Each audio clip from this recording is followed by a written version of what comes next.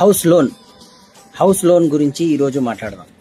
అస్సలాము అలైకుం, నమస్కారం అందరికీ.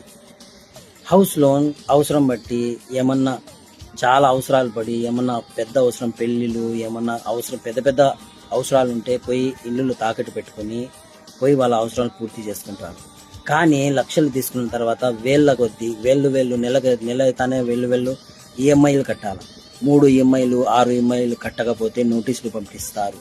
నోటీసులు పంపించాక మళ్ళీ తర్వాత వాళ్ళు లీగల్గా స్వాధీనం చేసుకుంటారు.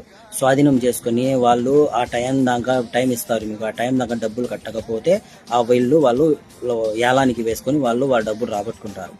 అట్ట కాకుండా బంగారం ఎట్టా మేము ఇడిపించుకోలేకుంటే ఉండే రేటుకి ఎట్టా అమ్మిస్తారని ఆఫీసులు తెరిచి ఉండారో, ఈ ఇండ్లు గురించి, ఇది హౌస్ లోన్ గురించి కూడా ఆఫీసులు తెరిస్తే బాగుంటుందని నేను కోరుకుంటున్నాను.